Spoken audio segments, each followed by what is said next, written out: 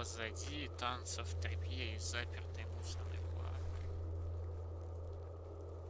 Карта управляющего отеля. Грубой силе и открыть. Но для этого нужна монтировка. Так он же управляющий отелем, а не вот этим заведением. Откуда у него?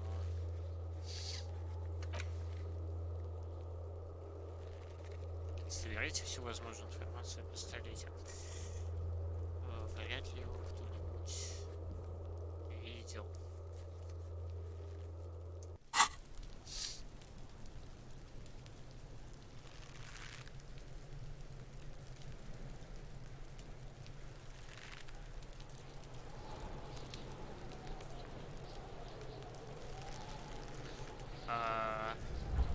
Как думаешь, Кацураги, не будем его снимать отсюда? Yes?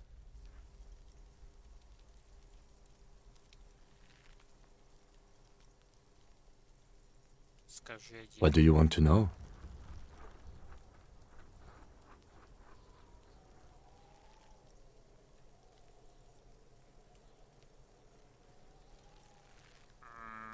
Это дело с налетом? No, it's not a particularly mysterious case. Лейтенант ненадолго задуматься. Нет, в этом деле нет особого налета тайны. Почему? The deceased is a security guard for a corporation involved in a labor dispute. It doesn't take a DeLorean polymath to put the pieces together. I just don't see the case getting more mysterious than that. Жертва частный охранник, завязший в трудовом конфликте корпорации. Тут не нужно быть доларийским эрудитом, чтобы сложить 2 и 2. Не вижу, где может появиться какой-то еще налет тайны.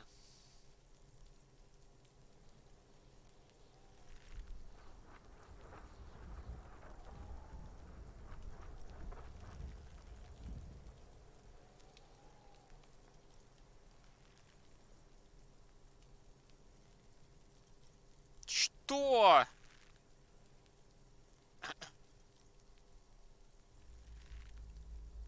Лично я считаю трудовые конфликты максимально таинственны. Then you are in luck, because we are in the midst of a major strike by the dock workers union. Maybe more than that. The union clearly wants a piece, not just of the industrial harbor, but the Wild Pines Corporation itself. Тогда вам повезло, ведь прямо сейчас разгорает стачка профсоюза докеров, а может и не просто стачка. Профсоюз явно хочет урвать кусок. Не только грузового порта, а и самой корпорации Wild Pines. Is this a strike then? Or the first shots in a workers' coup? Стачка ли это, если... или первый шаг к пролетарскому перевороту? I expect the case itself to be less challenging than navigating these community matters. This district isn't used to the RCM's presence, and the union rarely overplays its hand, as it appears to have done in this case. Предвижу, что расследовать само дело будет не так сложно, как разобраться с этими местными нюансами. В этом районе не привыкли к присутствию Играем, а профсоюз редко берет на себя так много, как сейчас. Стоп, так это стачка или попытка переворота? Strike, coup, revolution, it's brigandage, however you parse it. Стачка, переворот, революция, называйте как хотите. Это так или иначе разбой. You feel something rising through you, a familiar feeling, an opinion taking form. Ты чувствуешь, как в тебе что-то поднимает голову, знакомое чувство оформляется мнение.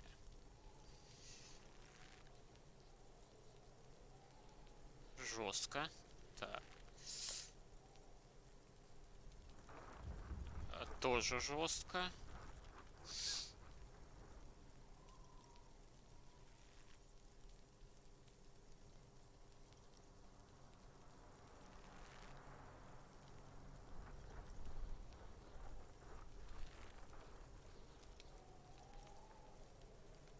Вот этот вариант мне импонирует.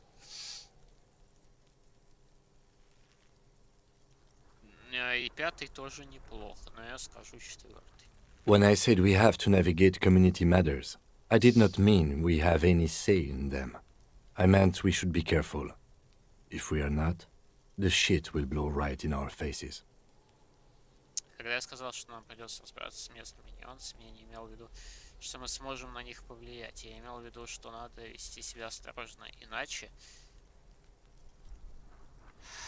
это все нам же в лицо и прилетит. Он замахивает рукой, указывая, куда именно. Это все приземлится. From an imaginary fan.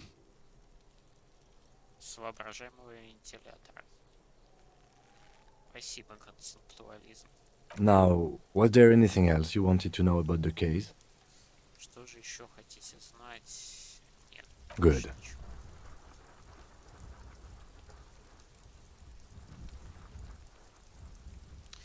Давай поговорим о Me? тебе. I don't Да. see how my life is pertinent to the investigation. Ниже, как следствие, касается моей жизни. Ладно, тебе не закрывайся. If you insist. What do you want to know? Но если настаиваете, что вас интересует.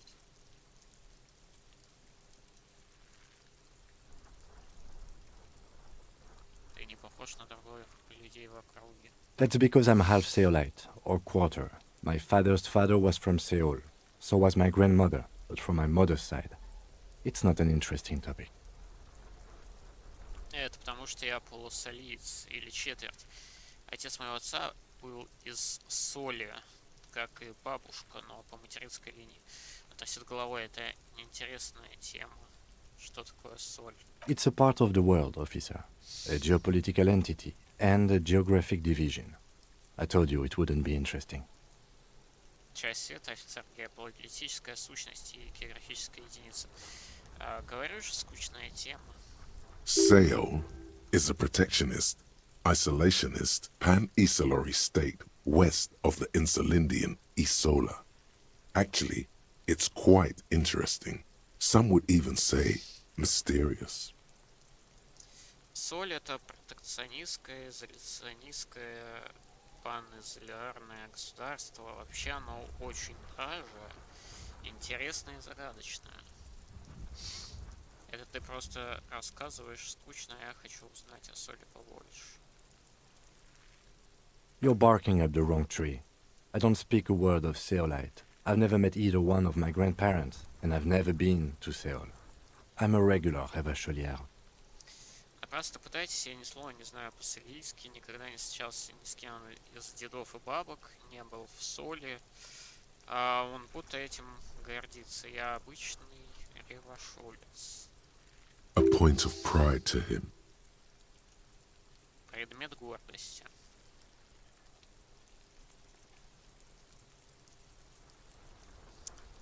Good. Let's change the subject. Хорошо, сменим тему. Да, ничего.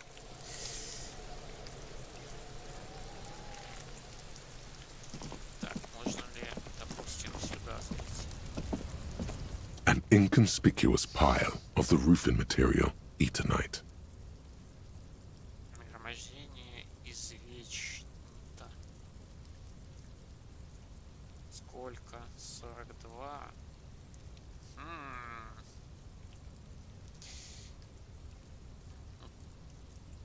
Маловато, конечно.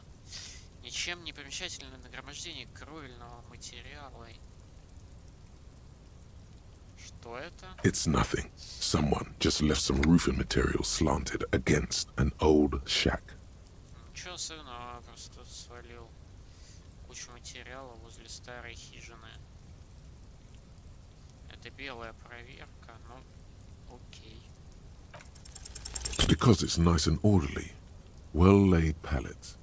Easy on the eyes. Не получилось, ладно, потому что все уложено тщательно, аккуратно, глаз не нарадуется. Rhythmic pattern calms your mind. Mammals like this stuff. Тематические рисунки успокаивают разум, и млекопитающие обожают такие вещи.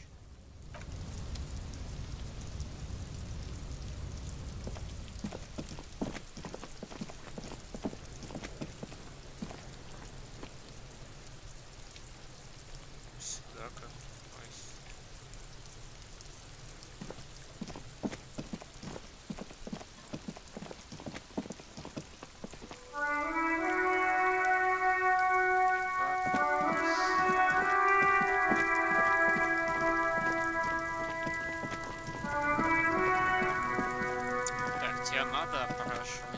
Kuno, the pig's getting pretty close to me. Come to snuff my shit out, I think. Уна, мусор ко мне подбирается. Шпиона, наверное, хочет выдать мои секреты.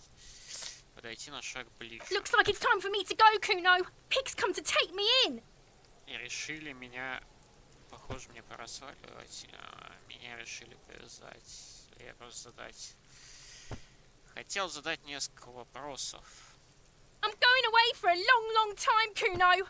Going away for life. Меня надолго упекут, дадут пожизненно. What's going on there? Что Fuck are you trying to pull, Кого pig? ты пытаешься провернуть?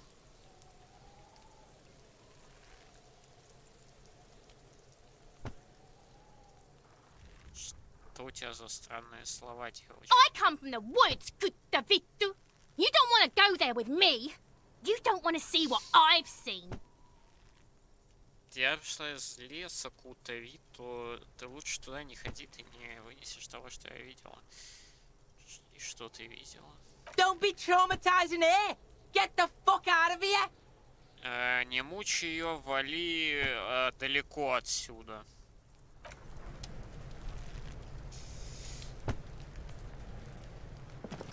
Да ладно, ладно, что такие агрессивные.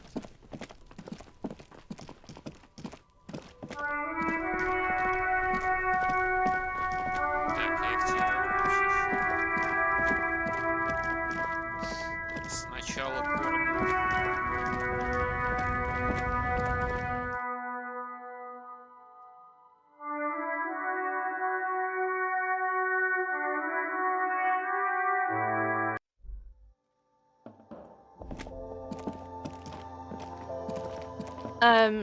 Is this about the questions again? Because I don't really know. Ага, бутылки-то у меня есть. The tear machine stands in the corner. A sign says, 1 bottle equals. No. You need tear to use the tear machine.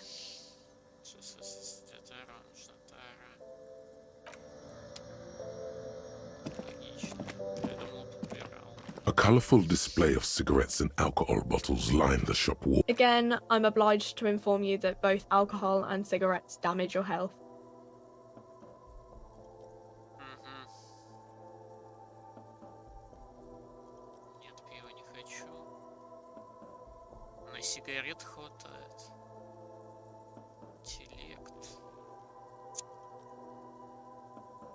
Here you go, mister.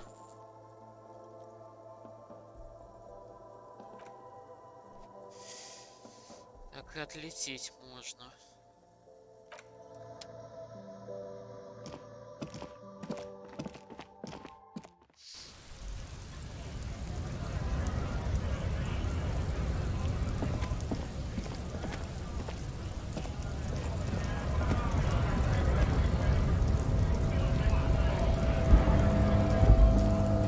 Так, пошли заключу.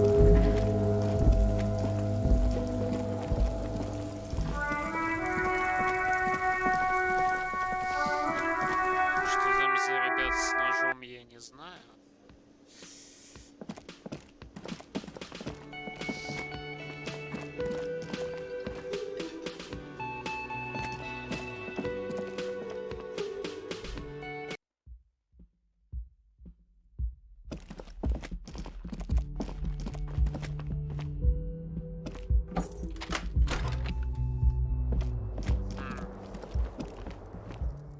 Новый кружок. Ким старается не создать дословно нирвану. Kim also tries not to look at the pile of taped viscera on the carpet, or the weird suitcase on the hat rack, or the potted plant dying in the corner. But it's all just too morbid to ignore. Еще Ким старается не смотреть на пленку, что видится на ковре. Будто развороченные кишки на чудной сквозь на вешалке и на полуметровое комнатное растение в уголке, но все это так омерзительно, что сложно отвести взгляд.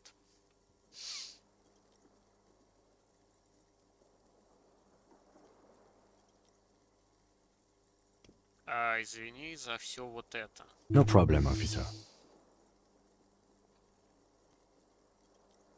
Чё офицер, он делает шаг к двери, словно хотел бы уйти. 0 очков опыта. Спасибо. Щедро.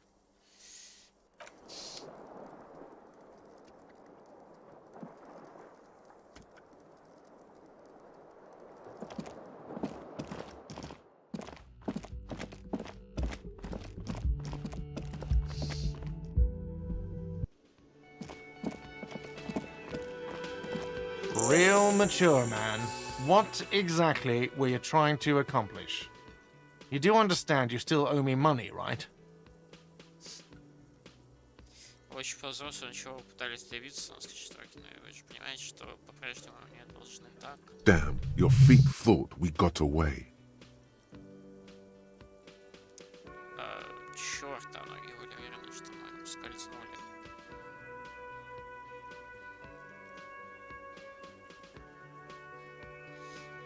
За старание мне ничего не полагается.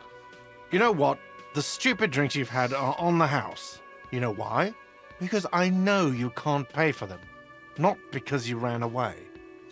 А знаете что? Пусть ваша дурацкая выпивка будет за счет заведения. Знаете почему? Потому что я знаю, что вам нечего за нее платить, а не потому что вы сбежали. Now, I still have to charge you for 3 nights and the broken window. That's 100 square. Он скрещивает руки на груди, но я все равно еще должен взяться за 3 ночи разбитое окно, это ровно 100. Спасибо, что пошел навстречу. Don't thank me yet. You still owe me 100 real. If you don't have it by tonight, I can't let you up there. Не благодарите, выгружать даже вместо реалов есть к вечеру. Их не будет, я не пущу вас туда, он указывает на твой номер. Now, what the hell did you want? I assume you wanted something to come back here. Так чего вы хотели-то, полагаю, раз пришли, то вам что-то нужно.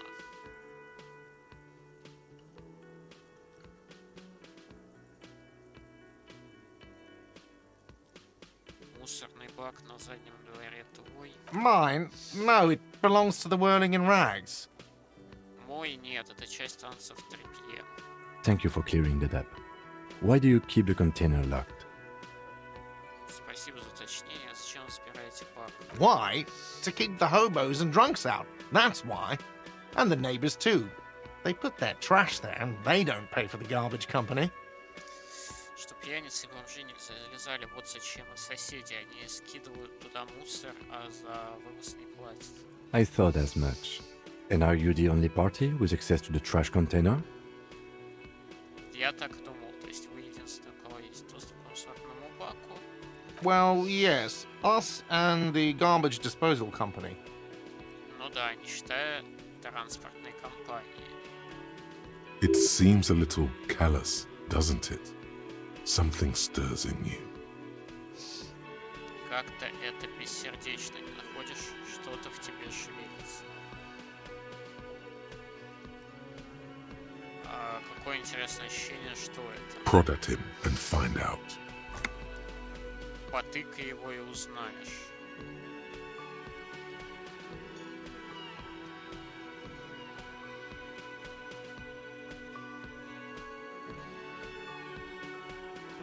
Кого?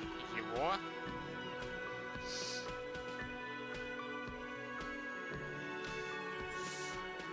Ну хорошо, риторика. На твоей совести. Callous? What are you? Kras Mazov?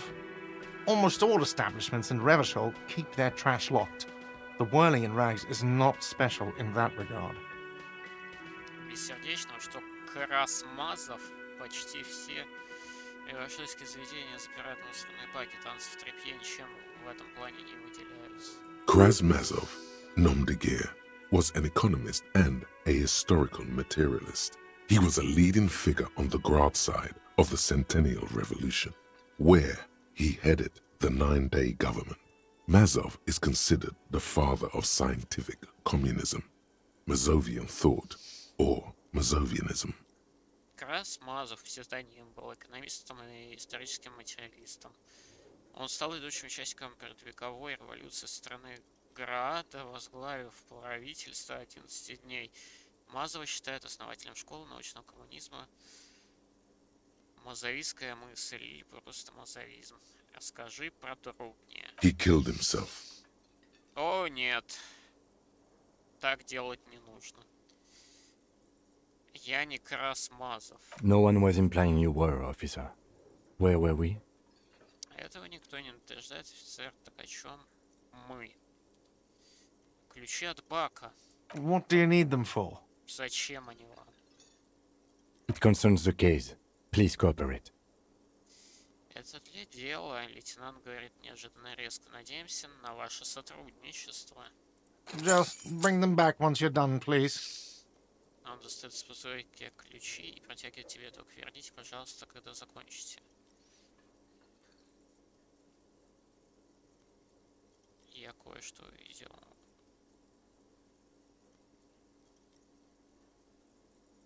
Кстати, я собираюсь спеть здесь под караоке. Absolutely out of the question. Абсолютно исключено.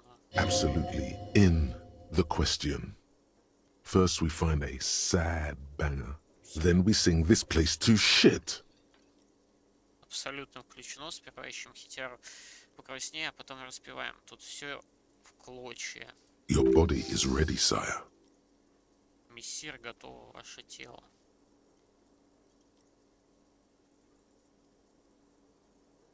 Что я увидел? What thing? Он закатывает глаза. Что?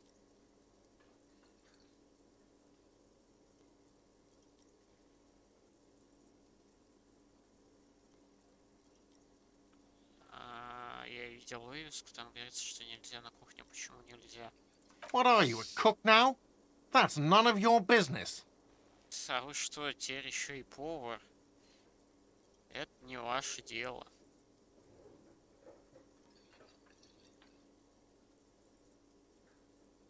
В кухне могут быть улики.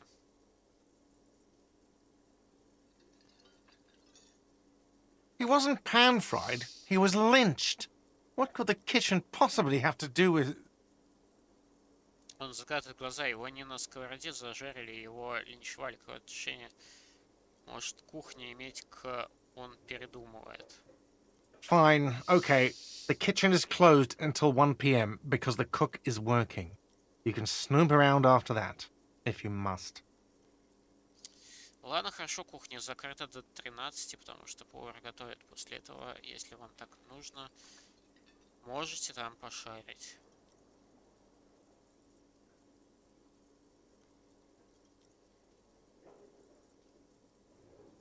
What? Отлично. Я хочу поговорить о другом. Чего? Привет, ментаю. By the way, you should come back to this thing-based questionnaire if you see anything interesting in the whirling later. О чем говорит скорость? Нет, у меня именно да, так что... О чем говорит скорость реакции? Как раз просто стоит вернуться, если потом увидишь в танцах еще что-нибудь интересное. Так. Здание.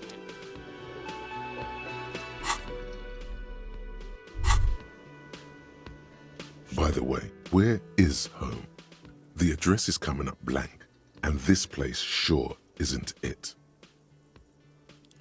Кстати, а где твой дом? На ум не приходит никакого адреса, но всяко же он не здесь.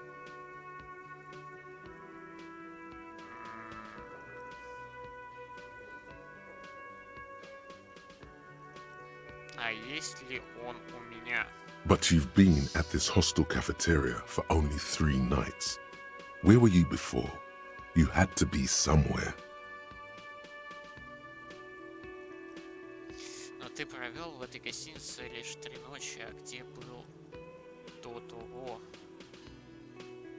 Где-то же должен был.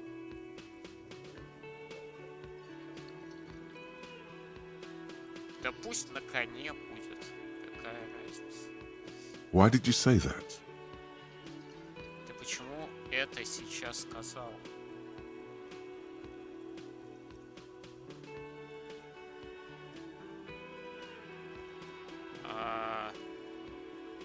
Лейтенант, ты не знаешь, где конь? No. But isn't that an expression, not a place? Нет, он на минуту задумывается, но это же просто фигура речи, а не настоящее место. Разве нет фигуры речи? A saying. Up on Marvel Hill, a great high place. One that is impossible to climb back to. Ну да, быть на коне, то есть на высоте, куда уже невозможно вернуться. That doesn't sound like somewhere you can stay if you run out of money. Если кончатся деньги, там не переночуешь.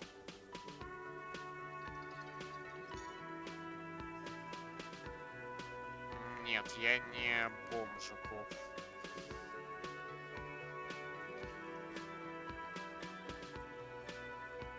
Может, я могу как-то вспомнить, начать линию на конкретной улице, конкретной табличке на доме. You can try. Run some addresses in your head when you get the time. Maybe a street or an apartment will appear. Можешь попробовать, когда выдастся минутка, покрути в голове разные адреса, всплывет улица или дом. Дорога домой.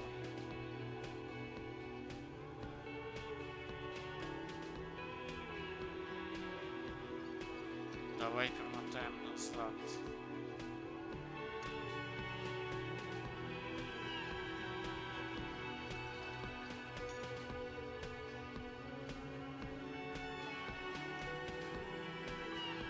Пойдем по твоим пьяным следам назад до дома, перепрыгнем через разведенный мост, через канал к юго-западу отсюда, упадем, поднимемся через 20 минут, свернем с асфальтированной улицы и попадем через дворцы пугая детей, пройдем под громадные эстакады автодороги 881, пока доберемся до района отчуждения в северном Джамараке. В это время года улицы замерзли, покрыты льдом. Пойдем по Мейн-стрит до Пердишн. Здесь в сторону отходит переулок, и в грязи отпечатали следы твоих подошв.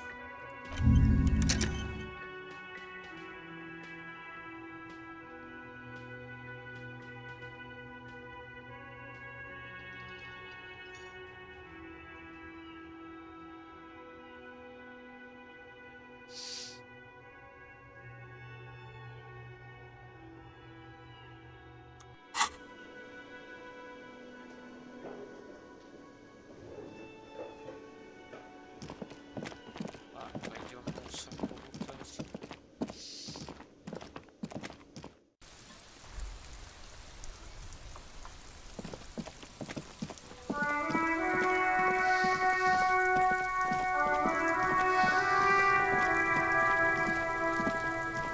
This trash container is locked.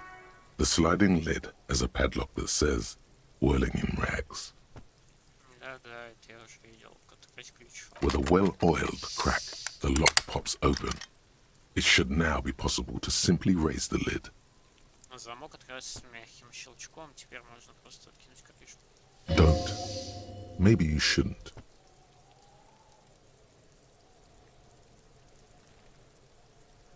Почему?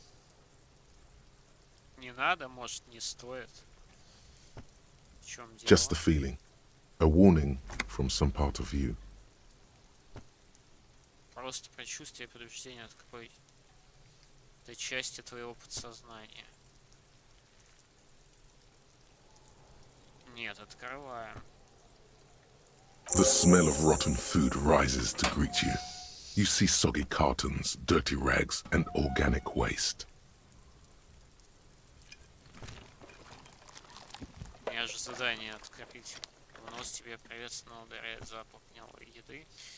Внутри видишь мокрые картонки, грязные тряпки и всякие органические отходы. We're just in time. This hasn't been emptied for over a week. Мы как раз вовремя, лейтенант заглядывает внутрь, мусор не возили больше недели. Заглянуть под картон. You see milk and egg rest with one broken egg in it. Some pasta wrapper.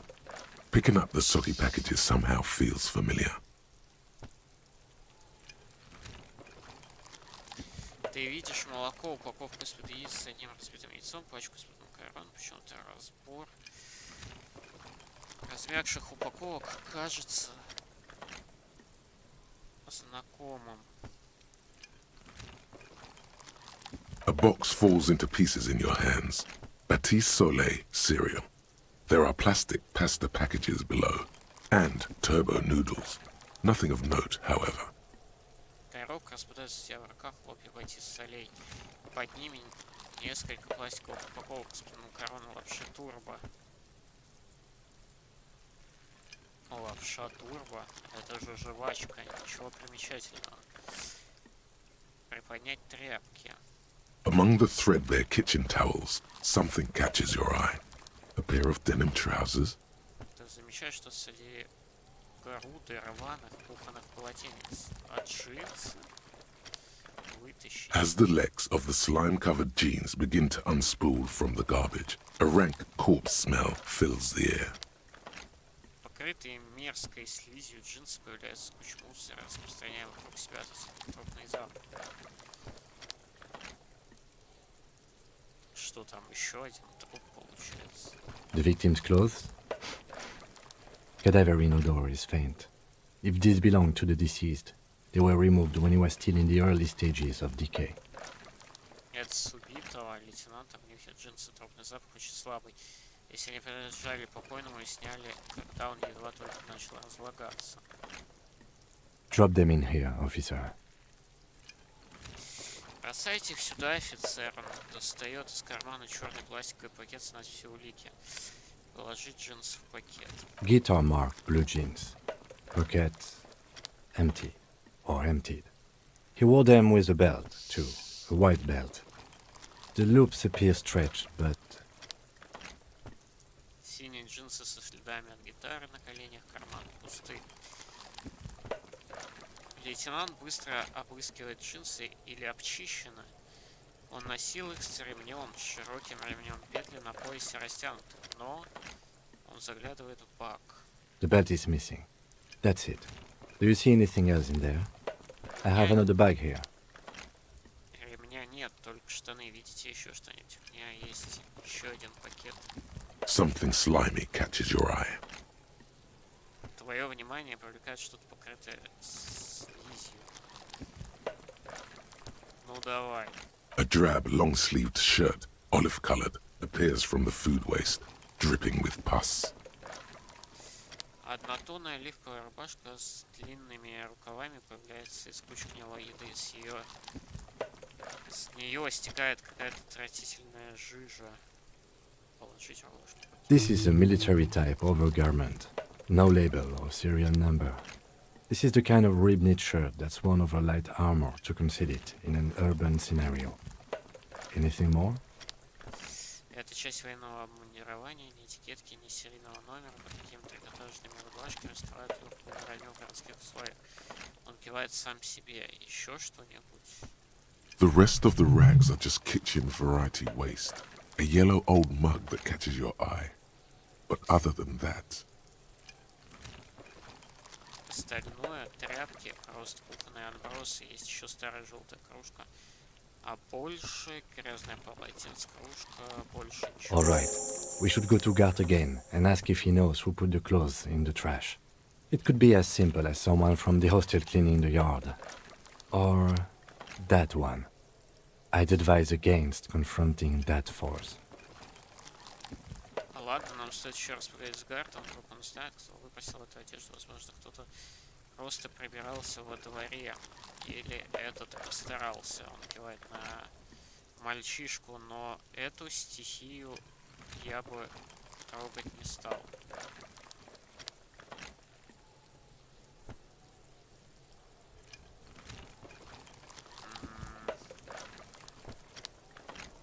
Я бы тоже не стал у них ничего выспрашивать. Они как-то неохотно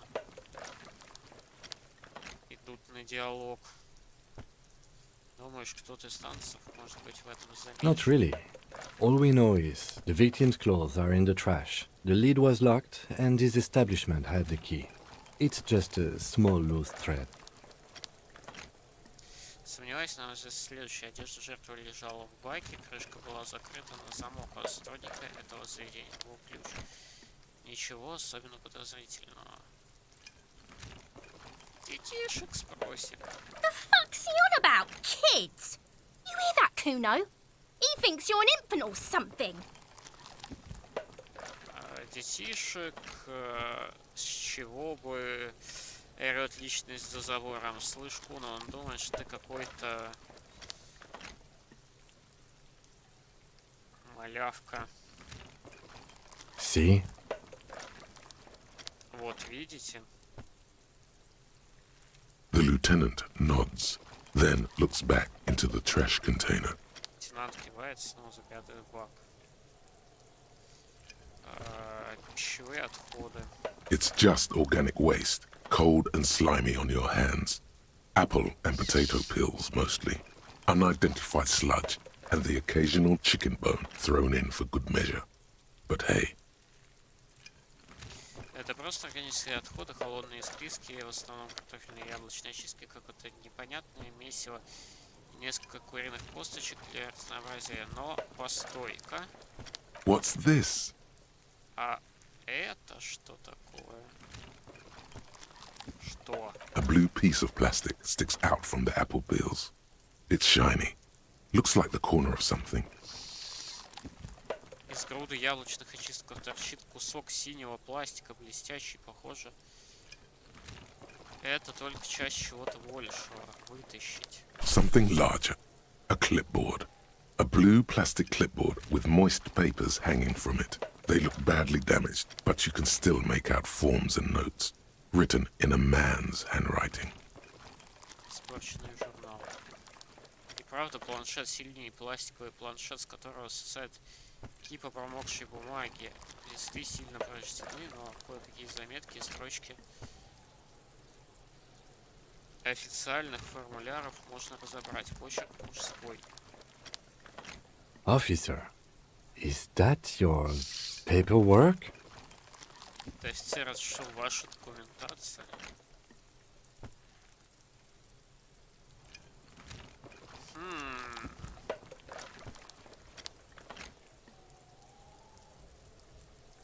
Не может быть.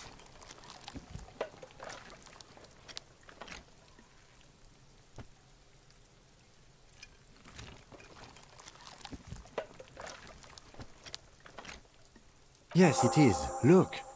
This plastic has the RCM street grid on it. You've even got an autopsy form. Очень даже может.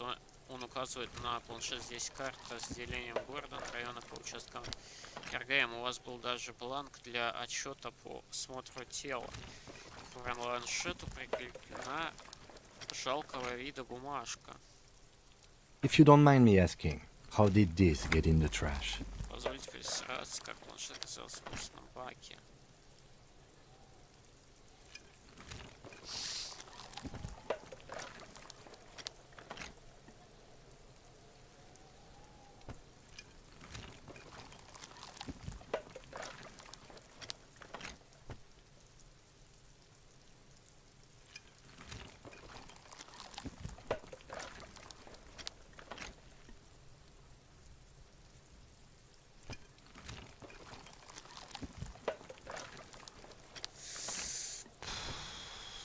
Ни один вариант не нравится.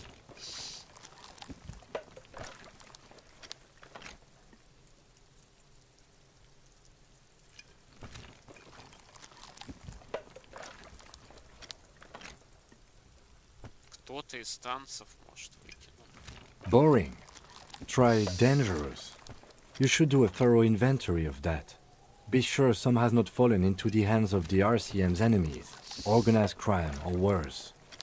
Official notes sometimes contain informants' names, even undercover operatives.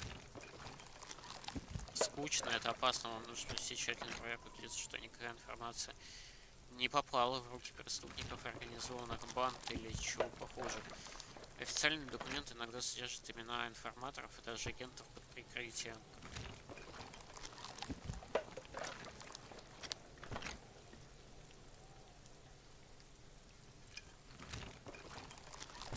Хорошо ты сделал. It would also not hurt to start taking notes on the case. Now, tell me what your eagle eyes see. Or are we finished?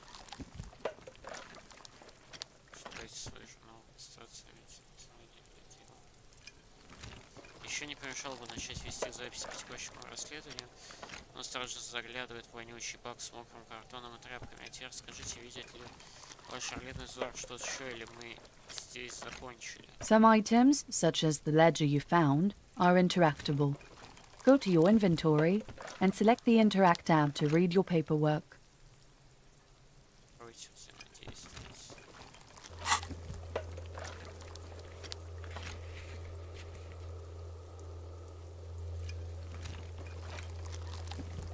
К этому делу нужно присвоить официальное название, зайдите в инвентарь и используйте взаимодействие с срочным регистрацией дела на поиск нужной строчки. Можете некоторое время.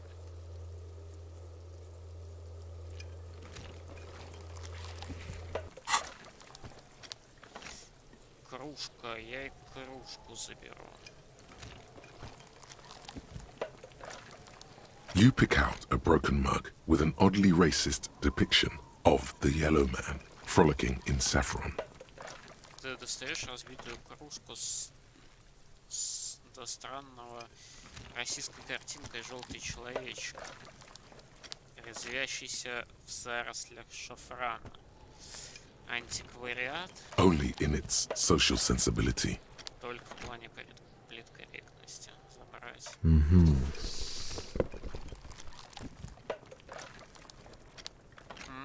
Он бросает мимолетный взгляд на кружку, снова обращает внимание на мусор. You've acquired an interactable item. Investigate this item further by going to the Interact tab in your inventory. С этим предметом можете взаимодействовать, подробнее его можно изучить в вкладке взаимодействия в инвентаре. Закрыть. The container sounds a muffled gong.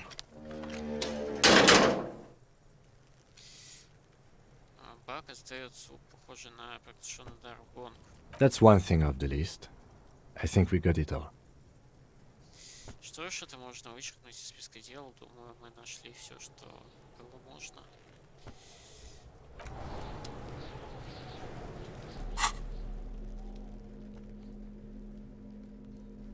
Взаимодействовать.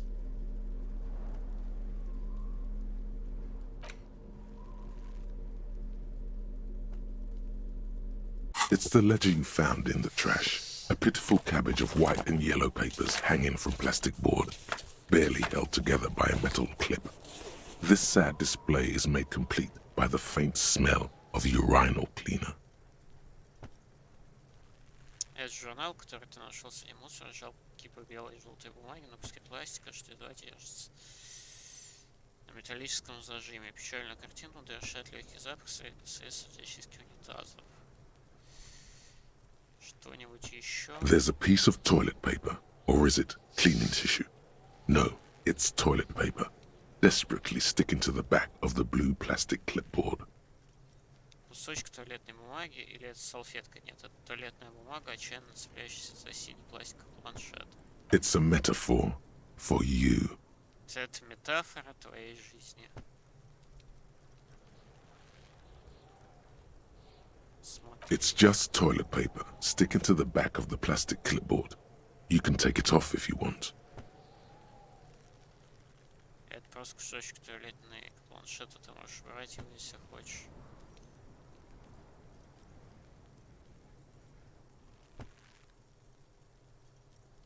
Ну, вряд ли это бумажное полотенце, да и... Ну, допустим, это бумажное полотенце. Зачем оно мне на планшете? Still wet, the toilet paper peels off the plastic easily. All you have to do is shake it off with your finger and voila! The ledger now looks marginally better.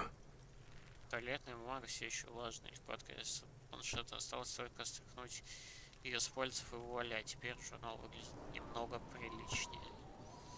Смотрим зажим. An aluminium block runs the width of the board. biting down on the paperwork. Its crocodile teeth are the only thing keeping the papers together. A regular pencil, the tip worn down to nothing, has been attached to the clip. Алюминиевая полоска протянулась вдоль планшета, прикусив бумаги. Ее крокодилии зубы единственное, что держит их на месте. К планшету прикреплен простой карандаш с практически стертым грифелем. Провести рукой по алюминиевой полоске. The surface is interrupted by a silvery sticker. It's rectangular, sparkling with iridescence. You don't know how you didn't notice it before. К ней прикреплена прямоугольная серебристая наклейка, она радужно переливается. Непонятно, как ты ее не заметил раньше. Эй, лейтенант, это что? What? That thing. It's a halogen watermark. We use it for adding information to RCM property. Что? Он погружен в собственные записи, ему требуется пару секунд, чтобы взглядеть вот это. Коллагеновый водяной знак. С его помощью мы наносим данные на собственность РГМ.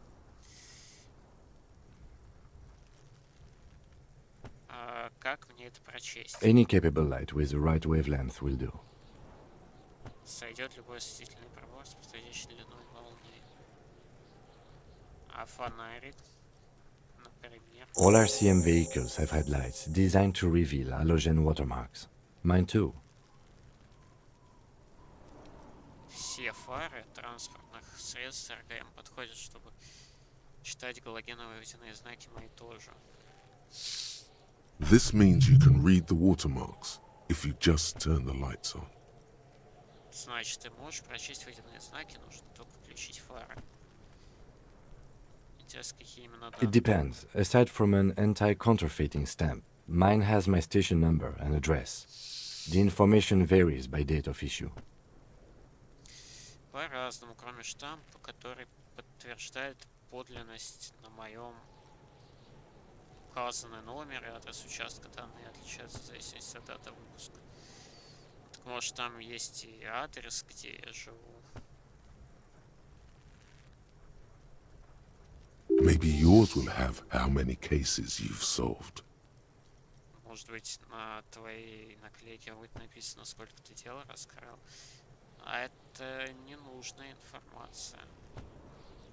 Лучше пусть там будет, где я живу. Okay.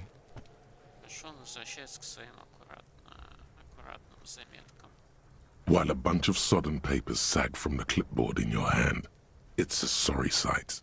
Кипа промокших листов свисает с планшет, который ты держишь в руках. Жалкое зрелище. Листаем белый. They're not exactly white.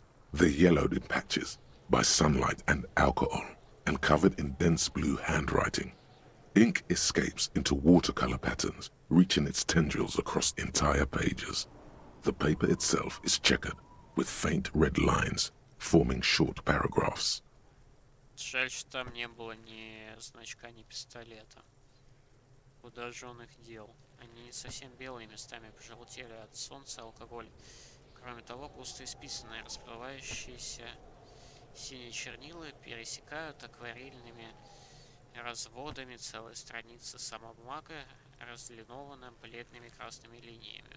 Once in a while, there's a red stamp that exclaims, "Case files commit to paper." The case files themselves are plenty. You count more than 100 sodden, crumpled up, earmarked pages falling apart in your hands. They appear to be sufficiently organized and extremely dense, if mostly illegible.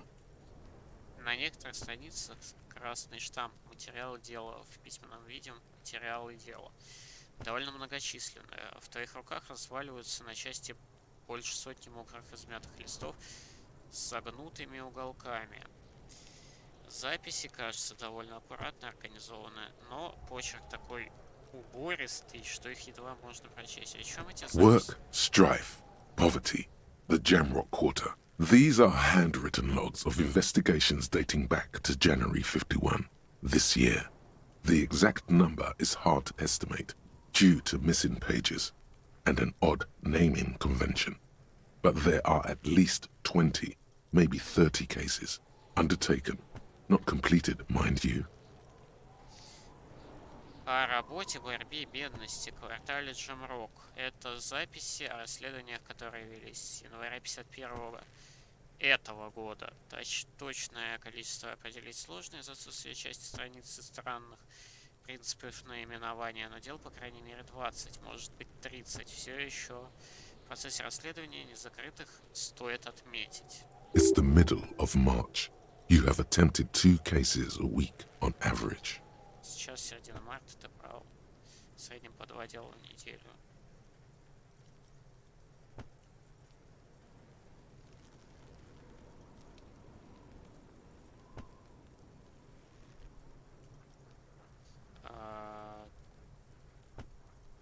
Так. Есть ли еще место? There is, for precisely one more.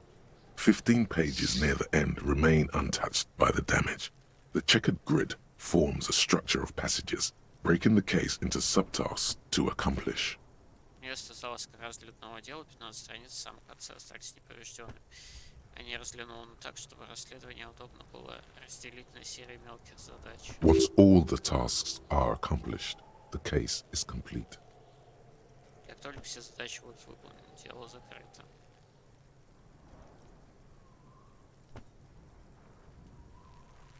Сложить в письменном виде.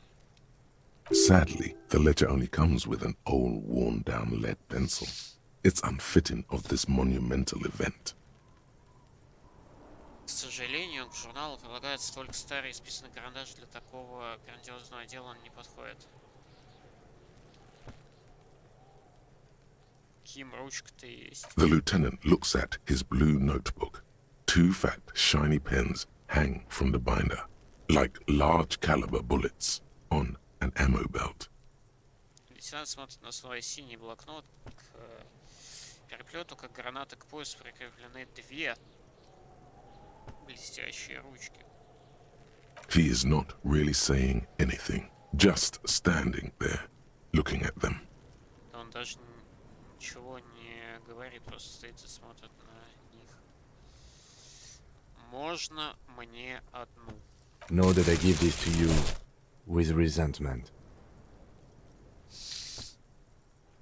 Долговатая синяя ручка. Знаете, что я даю вам ее? Он таскает одну ручку из держателя неохотно. Теперь, когда у тебя есть такая красота, сложить в письменном виде. The tasks you've completed flow out of the blue oblong pen in a brash freehand uncannily similar to the rest of the letters. The wording comes easily. It's almost robotically simple. A language developed for mental rigor and simplicity.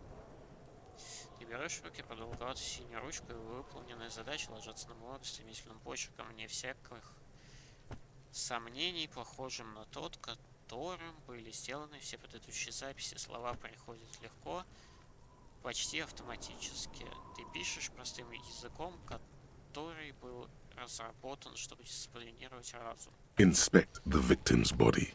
Осмотреть тело жертвы. Interview the cafeteria manager. Взять показания управляющего кафетерием. It's not exactly poetry, but poetry would be out of place. Не очень поэтично, но для поэзии здесь нет места. Вычеркнуть то, что уже сделано. A satisfying slash sounds across the paper.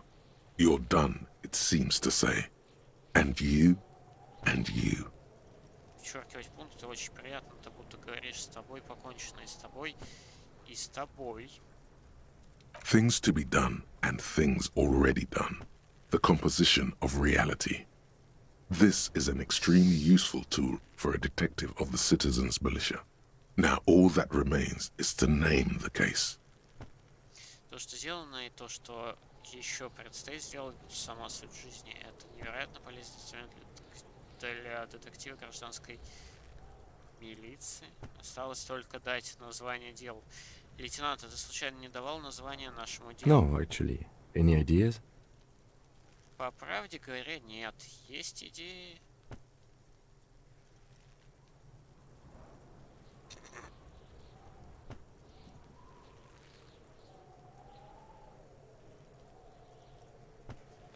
Пусть будет заходящее. Okay. It's a good name, but it has one problem. This case has nothing to do with the setting sun. At all. It has nothing to do with that, so... Ладно, ладно, он кивает, это хорошее название, но есть одна проблема. Это дело не имеет никакого отношения к заходящему солнцу вообще. Связь полностью отсутствует, так что... Something more concrete, perhaps? Может Do you быть, have something concrete? Mundane, usual?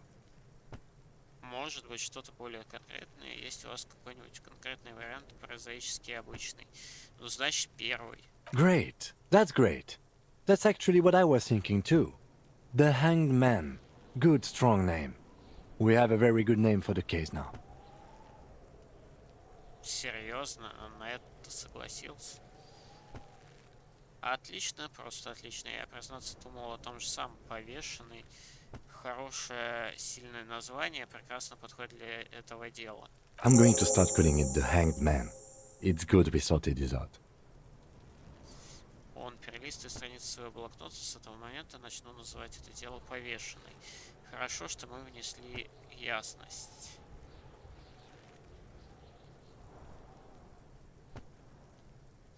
Два дела в неделю — это нормальная загруженность? Two complex cases to undertake is a lot, yes. You really have to push yourself. I would not suggest it, lest you start making mistakes.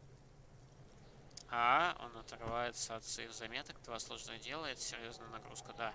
Требует полной отдачи, я бы не советовал. Чревато небрежностью и ошибками.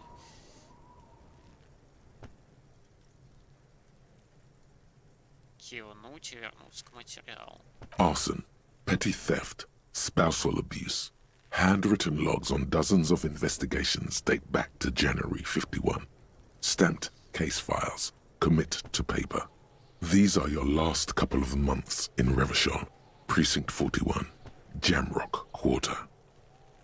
Поджог, мелкая кража, домашнее насилие — это запись о десятках расследований, которые велись с января 51 года со штампом материала дела в письменном виде. Это твои последние пара месяцев в участке 41, квартал Джамрок, Ревашоль. Была речь каких-то принципов наименования. Yes, it appears you employ a, shall we say, robust yet literary system. Each investigation has its case number written on the margins. Yet, still more tellingly, most are accompanied by a name. Да, похоже, ты применяешь какую-то, скажем так, строгую литературную систему. Каждому делу присвоен номер на полях, но, что примечательно, большинство из них также сопровождается названием. A title, one might say even. One that draws inspiration from snoop fiction and vespertine cop show staples.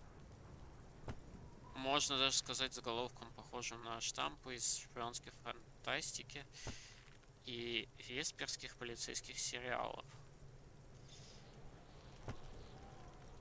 Ого, они все написаны заглавно. Yes, all caps. One is called The Next World Mural. Another, The Square Bullet Hole Murders. Another yet, The Unsolvable Case. Да, все прописаны. Одно название — Мурал нового мира, другое — Квадратная пуля, еще одно — Незакрываемое дело, а еще... Others appear more light-hearted. The guys on a couch in an unexpected location, and the murder at the Ukar parlor. Even the rare article-free collapsing tenement. Murder features prominently throughout. У других названий полегче: парня на диване, в неожиданном месте и убийство в кальянной. Есть даже дело без номера. Ветхий дом — все это дела об убийствах. It's going to take an effort to piece these case files together, but it can be done. Once you're done inspecting them up close. Придется попотеть, чтобы собрать эти дела по кусочкам, но это вполне реализуемо. Только сперва журнал нужно внимательно изучить. Ким, все мои дела названы по тому же принципу, что наше нынешнее расследование. Yes, how very childish of you. In your and my defense, almost everyone in the RCM uses the titular system, in addition to the official alphanumeric. Да, как несерьезно, бормочет Ким, вашу и мою защиту могу сказать. что почти все сотрудники Играем используют титулярную систему в дополнение к официальному коду. А почему? It's a holdover from the early days of the RCM, right after the revolution, when the organization had little idea how to do things. It persists in an unofficial capacity. Officers use these titles to refer to their work among themselves. Это пережиток конца революции, когда РГМ еще только формировалась, и принципы работы не были четко установлены. И по сей день делам продолжают давать неофициальные названия. Офицеры используют их, чтобы обсуждать расследование в узком кругу. Кажется, я назвал одну из дел «Квадратная пуля». Again, in your defense, I seem to have named one the man with the hole in his head. That was a real person. His death was real. Still, I named it that, to amuse myself. В вашу защиту могу сказать, что я назвал одно дело. Он заглядывает в свои заметки человек с дыркой в голове. Это был реальный человек, смерть его брала реальной. И все равно я дал делу такое название для собственного развлечения. I pray his loved ones never find out. Да он улыбается. Очень надеюсь, что его близкие никогда не знают, что с ним случилось. Rail spiked through the head. He died. It was a workplace accident. Рельсовый костыль проткнул голову, он умер. Какой ужас, несчастный случай на производстве. Я изучался, закрыть материал. You don't exactly close them, so much as distance yourself from the smelly papers. They're a little further from your nose now.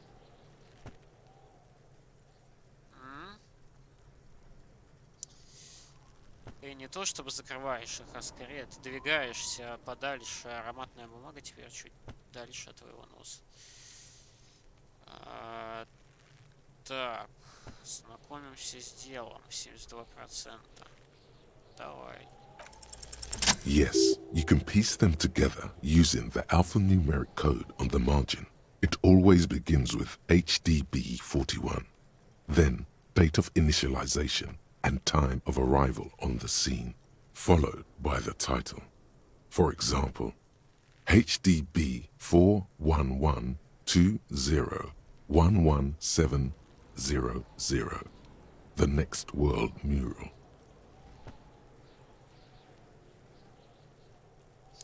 Спасибо, логика. Да, ты можешь собрать дело по кусочкам, используя буквенный цифровой код на листах. Он всегда начинается с ГДБ-41, потом идут дата, начало, время прибытия на место и название. Например, ГДБ 411 201 17 00 Урал нового мира. Сколько времени займет ознакомление с делом? It takes about half an hour to piece one together, using the system you've devised. Where do you want to start? Если следовать разработанной тобой системе, чтобы собрать одно дело по кусочкам, уйдет где-то полчаса. С чего начнешь?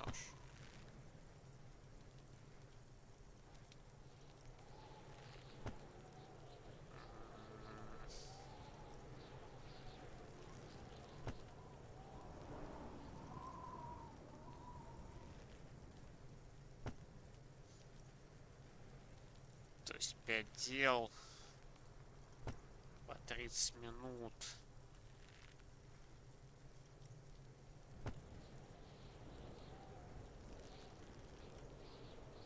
Что-то одно, наверное.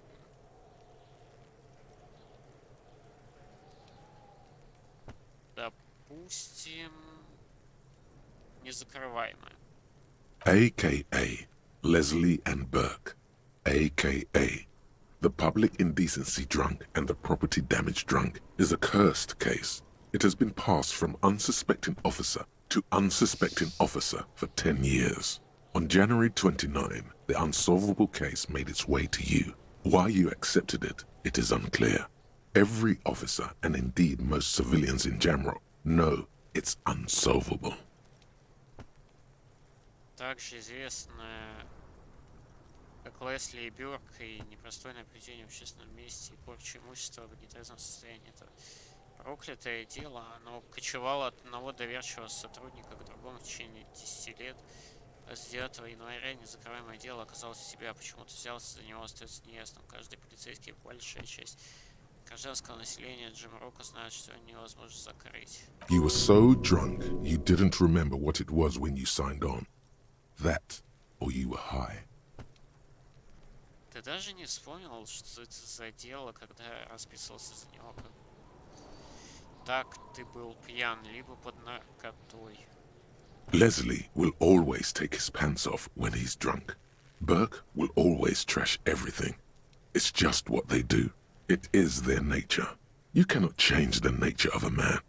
And you can't lock them away because public indecency and small-scale property damage are not punishable by incarceration. Лесли, когда напьется, всегда снимает штаны. Бёрк, когда напьется, всегда крушит все вокруг. Так обстоят дела.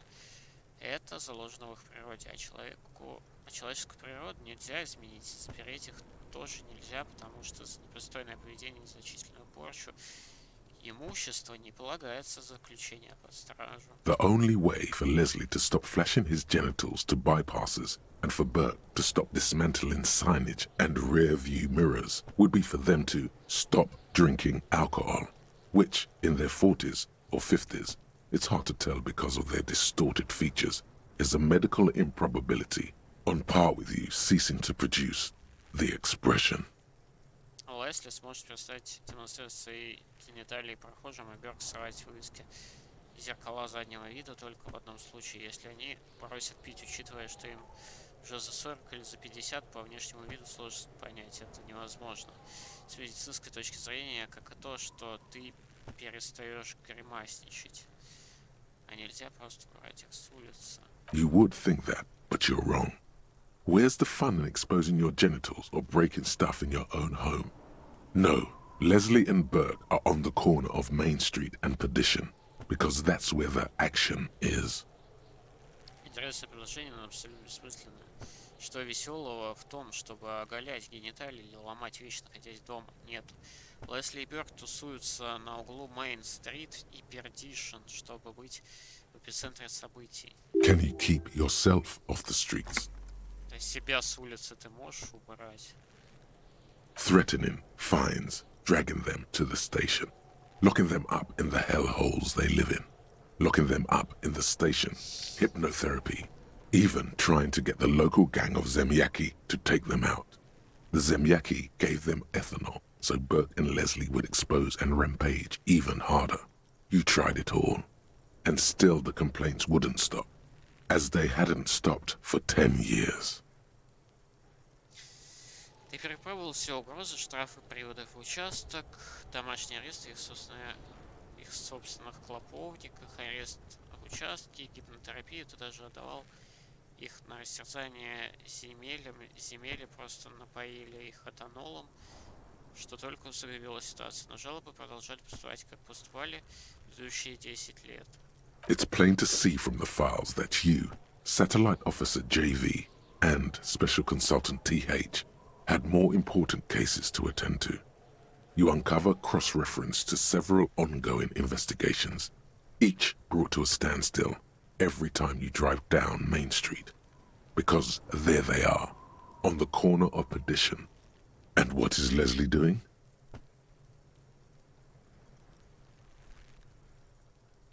Ведет непристойно. Так, из материалов ясно, что у тебя сателлиты офицера ЖВ и консультанта ТХ. В работе были гораздо более важные дела. Ты находишь несколько ссылок на текущее расследование, которые приходилось бросать каждый раз, когда вы оказываетесь на Мейн-стрит, потому что вот они на углу Пердишн, и что это делает Лесли, ведет себя непристойно. Good, you're learning. If the files are to be trusted, that's all there is to it. That and Burke breaking things, and the fact that they're both drunk. But then again, so are you. The case becomes considerably less comic one day when Burke takes a swing at your ledger.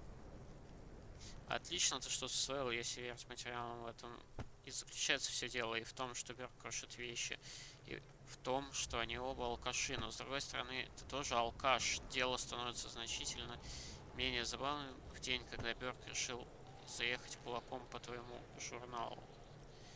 He must have it confused with the property he likes to damage. But the joke's on him. You're drunk out of your mind on potent Pilsner. You slam the hardened plastic board in his face. Then you proceed to beat him unconscious with it.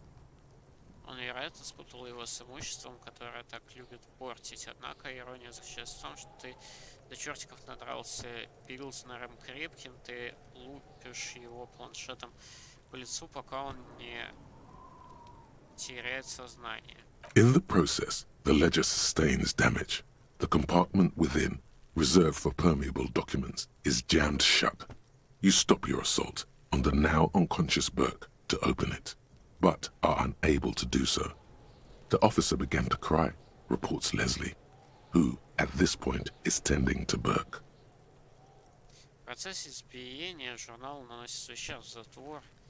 Отделение для хранения промокаемых материалов заело. Ты оставляешь потерявшего сознание Бёрка в покое и пытаешься открыть отделение, но тщетно. Офицер заплакал, докладывает Лесли, который теперь пытается помочь Бёрку. He came at us, and at us. I think he was trying to kill Burko. While trying to kill Burko, you slowly come around. The permeables compartment is open. You've smashed it open on poor Burko's kneecaps. The good news is, Burke can't walk anymore. Он набросился на нас и на нас. Кажется, он пытался убить Бёрки. В попытках убить Бёрки ты медленно приходишь в себя, потайное отделение открыто. Ты открыл его в коленную чашечку Бёрка. Ужас, какой хороший новость заключается в том, что Бёрк больше не сможет ходить. Can't get out of his apartment, an invalid. With Burke to tend to, Leslie cuts back on the indecent exposure. Maybe he flashes his genitals to Burke. Who knows? But both drunks are off the street. The complaints stop. The unsolvable case is solved. Не сможет выбраться из своей квартиры, он инвалид, заботится о Бёрке. Лесли забрался в свою привычку непристойного. Просто свою привычку. Может быть, он сверкает перед Бёрком, кто знает. Важно то, что на улице этих двух алкашей больше нет, незакрываемое дело закрыто. А, серьезно? То есть я просто читаю и все? Таким образом закрываю свои прошлые дела? Which is also why the officer responsible narrowly escapes a disciplinary hearing. The end. Do you want to read another one? Именно по этой причине ответственный офицер едва избежал внутреннего расследования. Наконец, хочешь прочесть еще одно? Я вернусь к этому позже. Not much has changed in the meanwhile. A bunch of sodden papers still sags from the clipboard. Практически ничего не изменилось. Кипа влажных листов все так же с планшета. Так, желтые страницы. In the back, you see thin, translucent copy paper. Some neon yellow, some bright red, all covered in boxes, like marching armies. These look like official forms, waiting to be filled out. На обратной стороне несколько листов тонкой полупрозрачной бумаги. Некоторые из них неоново-желтые, другие ярко-красные. Все они заполнены стройными рядами прямоугольных ячеек. Похоже на официальные бланки, которые только и ждут, чтобы их заполнили. Then rip them from the binder and hand them out, according to type of form. Спасибо, логика. А потом оторвали и передали в соответствии с типом бланка. И какие есть типы? 3. The topmost are misconduct fines. The middle ones are station calls. And the bottommost are field autopsy forms. Each is easy enough to make sense of. Их 3. Сверху штрафы за нарушение общественного порядка, в середине повестки и сам внизу отчеты о вскрытии на месте. Довольно просто. You don't have to be an intellectual giant to do police work. Чтобы выполнять полицейскую работу, не нужно быть большим интеллектуалом.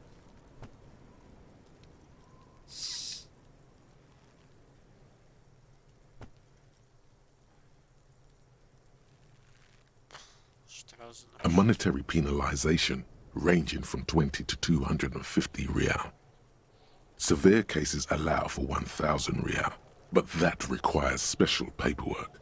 The details of issuing these fines are spread out over the rest of the fields. Мне штрафы здесь еще выписывать придется. Штраф составляет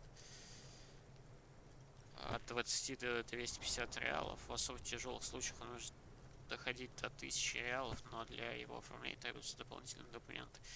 Конкретные требования для выписки штрафа покрывают все оставшиеся поля. But they appear pleasantly vague.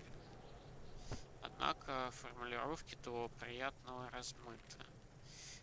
These are quite sinister in tone.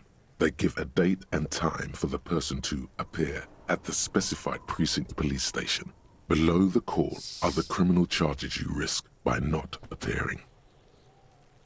У них довольно зловещий тон, в бланке указаны даты и время, в которое лицу надлежит явиться в обозначенный полицейский участок. В нижней части перечислены виды уголовной ответственности за неявку. Скрытие на месте. A dozen pages of thin copy paper, bright red in color. You see the parameters of a deceased human form waiting to be filled in. Age, sex, condition of internal organs. Дюжина листов тонкой ярко-красной бумаги, на них графы с параметрами покойного человеческого существа, которые нужно заполнить. Возраст, пол, состояние внутренних органов. Достаточно заполнить. Yes, all that remains now is to fill those forms and hand them to people. Fines for wrongdoers, interview requests for bad guys, and field autopsies to dead guys. Да, остается только заполнить эти бланки и вручить их нарушителям штрафы, плохишам повестки на допрос, а мертвецам вскрытие на месте. The rest of the stinking cellulose is much worse for wear. Being sandwiched between the board and the rest of the paperwork must have spared the fragile copier paper. Остаток вонючей целлюлозы выглядит гораздо хуже. Деликатная бумага, видимо, сохранилась благодаря тому, что оказалась зажата между планшетом и остальными документами. Смотрим планшет. It's made of dark blue plastic, hard enough to beat someone to submission with. The edges are rounded, however. The U4 size board feels thick and heavy in your hand. Light shimmers on its wet surface. On the back you see the embossed letters RCM. Он сделан из темно-синего пластика, довольно твердого, и можно избить кого-нибудь так, что мало не покажется, но края закруглены. Планшет довольно толстый и тяжелый, его поверхность влажно блестит. На обороте рельефная надпись «Играем» стряхнуть. Something rattles inside, ever so lightly. Is there a hidden compartment? Внутри что-то перекатывается с тихим стуком, там тайник. Permeables. It's not hidden per se. The compartment is made for permeable materials that would get damaged if something happened to it. Промокаемые материалы — это не тайник в полном смысле слова, это отделение, предназначено для объектов, которые легко повредить, заглянуть внутрь. The plastic shimmers like lapis lazuli, but it is not see-through. You cannot see to its center. Пластик блестит как лазурит, но он непрозрачный, внутрь не заглянешь. Как его открыть? With your hands, U4-sized pages hang from the clip screwed to the top of the board. Переломи его через колено, как бёрк. Руками на прикрученном к верхней части планшета зажиме держится пачка листов стандартного формата. Ну, 72% нормально, в принципе. Is not what you end up doing. You Серьезно. squeeze the plastic to slide it open, but nothing happens. Then you bend it some, then crack it. The goddamn thing is stuck. Не получается, ты даже на пластик, что следующее, ничего не происходит. Ты пытаешься отторгнуть. Отогнуть крышку, отломать ее, заело. The ledger quivers in your hand. As it shakes, the pages rustle. This pathetic mess suddenly afraid of you for some reason. Журнал трясется у тебя в руке, страницы громко шуршат. Это жалкая куча бумаги почему-то внезапно испугалась тебя понюхать. The acidic stench of rotting food is rubbed off on the cellulose. It now forms the base of the experience. This base surrounded by a faint air of spoiled meat, the stuff of death itself, and then sprinkled liberally with the citrus zest of toilet cleaner. Кислая вонь тухлятины питалась планшет на клетчатом уровне. Теперь она формирует базу аромата. На нее накладывается легкий аромат сгнившего мяса, печать самой смерти, Дополненные цитрусовыми нотками средства для очистки унитазов. Прожурнал.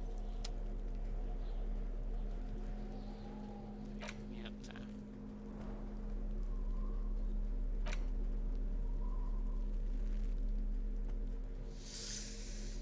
С чашкой еще можно взаимодействовать.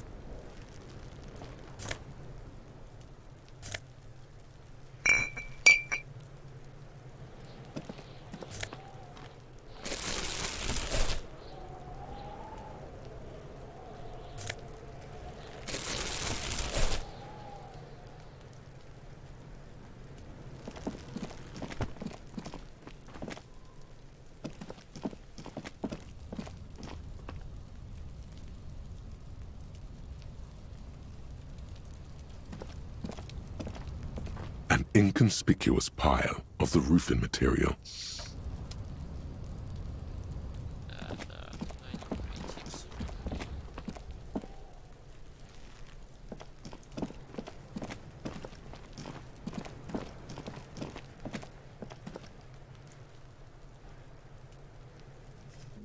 Так, что там по кружке? It's just a racist mug. What's there to read here? Not much. Это просто российская кружка, что из нее можно вывести? Посмотреть, сколько тут всего. Вывести можно немало. Oh boy, here we go. What are you going to say about a broken, tossed away mug that you dug out of the garbage? Ё-моё, началось. Что такого треснувшей кружки, которую ты нашел в куче мусора?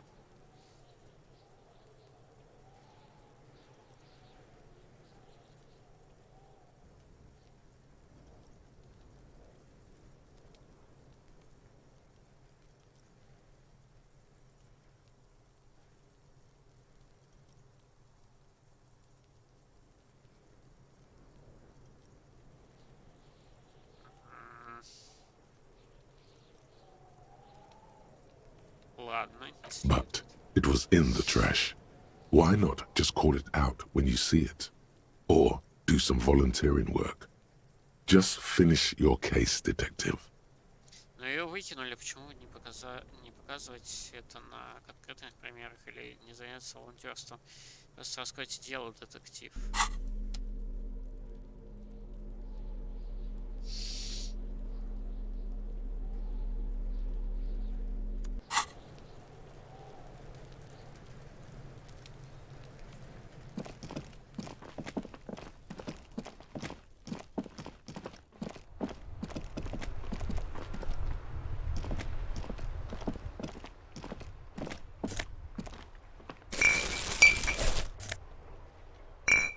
Кстати, сдаю бутылок и заплачу долг.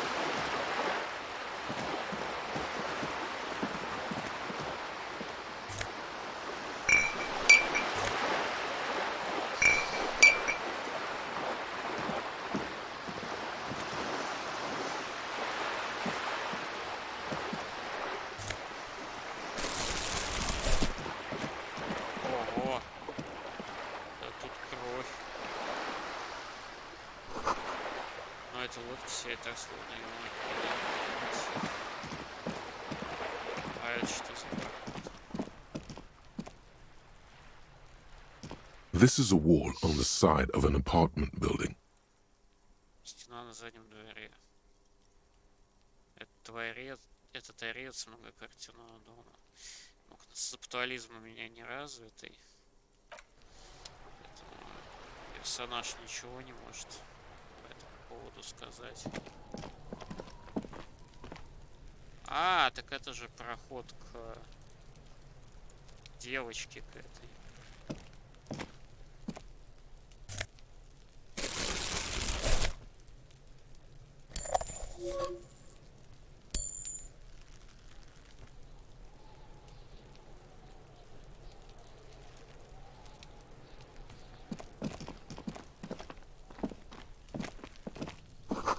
Садовый шланг, пока снег не растает, наверное, кому-нибудь понадобится. А ты кто? Балкон с видом на двор и на дерево, на котором повесили. I can't get involved in this. Но это явно видел что-нибудь. Столы и стулья побитые дождем и гнили. Ах да, я ж хотел к повару зайти. Что-то увлекся. Ощущением своего.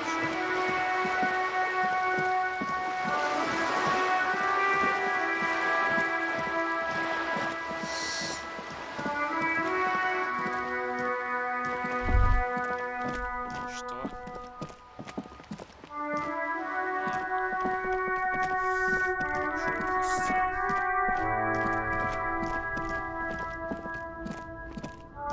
Сейчас так, что бежать тяжело.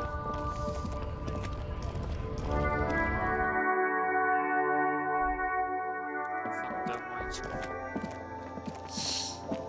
The tear machine stands in the corner. Your bottles clunk into the machine. And do you know what you should do with that money, kiddo? You should buy more alcohol. Enter the endless cycle of consumption. Сначала долг отдам, а знаешь, что надо сделать с этим баблишком, малыш? Надо купить еще выпить. Бесконечный цикл потребления. Запуск.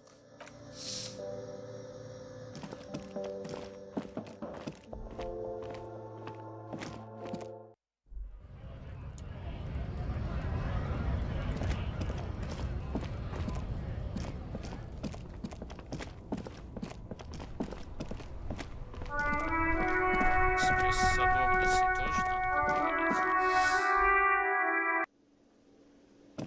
О, а ты кто такой? Что-то я тебя тут раньше не видел.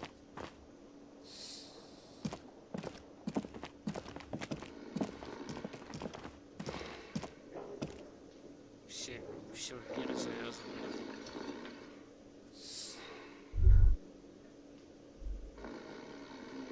Деньги, вот что правда важно. Пока открыто, надо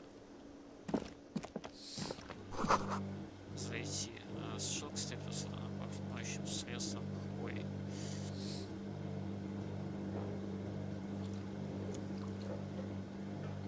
Это что? Деньги. И он ничего не скажет. Воздух наполнен аромат специй, алкоголя и помидоров.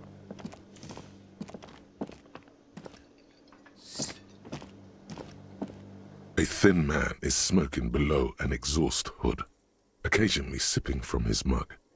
This must be the Whirling's cook.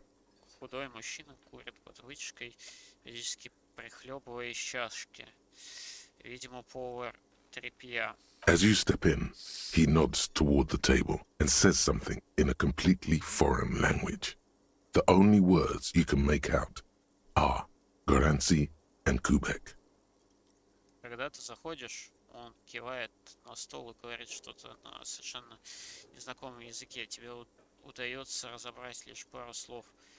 Гарасы и Кубек. Okay, it's definitely not his name. Whatever you do, Please don't call him Garancy Quebec. Please. It's not funny. Так, ладно, это точно не его имя, что бы ты ни говорил. Ради бога, не называю Горацием Кубеком. Пожалуйста, это не смешно.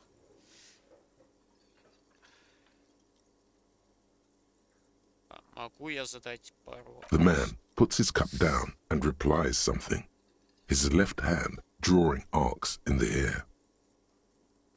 Мужчина опускает чашку и что-то говорит, размахивая левой рукой.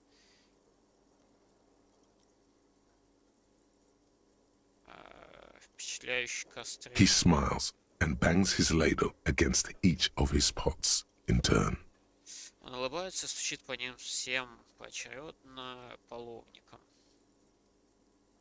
It's almost like music, especially with the sounds of assorted dishes boiling and simmering on the stove. Получается почти музыка, особенно если прибавить к звону кастрюль, бульканье и шкварчание с плиты. Мне больше ничего не нужно. You see a heavy steel door with a prominent dimpled lock. It's painted blue. Перед тобой тяжелая стальная дверь, перфорированная замком, выкрашена в синий. Интересно, куда ведет эта дверь? You do? It's a door in the back of the kitchen. Why do you care where it leads? Вам в самом деле интересно, лейтенант смотрит на тебя с терпеливым скепсисом. Эта дверь в задней части кухни. Чем она вас так заинтересовала?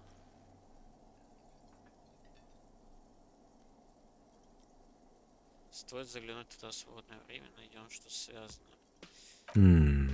Yes. I suppose it's worth seeing if we can get in. Just to be thorough.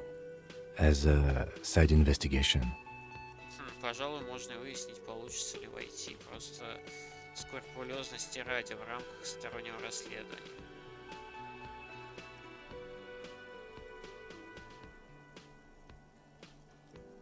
Ага, стороннего мини-расследования. Gart is the person to ask about this. The cafeteria manager. Следуйте по тайной коридору танца.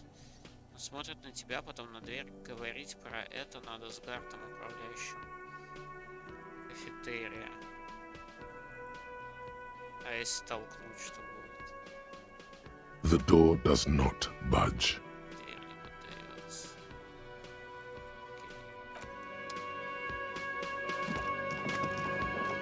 Ну, надеюсь, я смогу его убедить.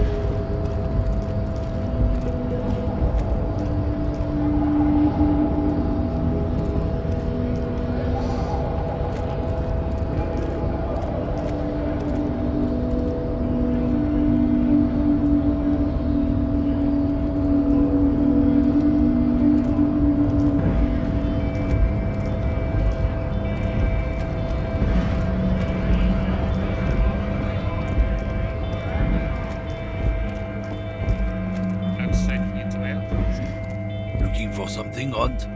Come to tell me to fuck off again?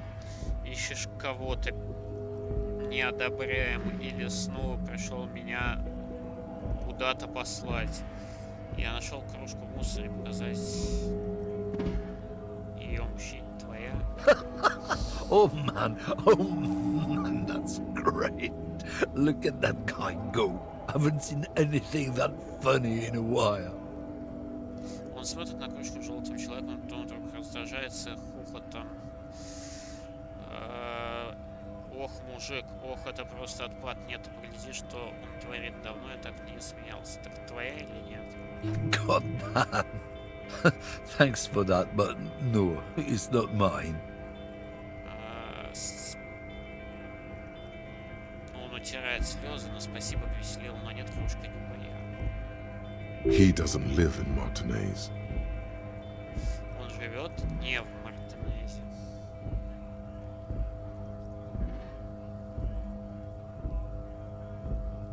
Хорошо. Я почему-то подумал, что его... Ладно, а с садовницей мы поговорим в следующий раз.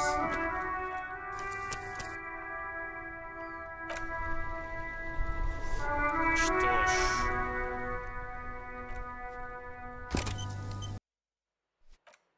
На сегодня канал завершает работу.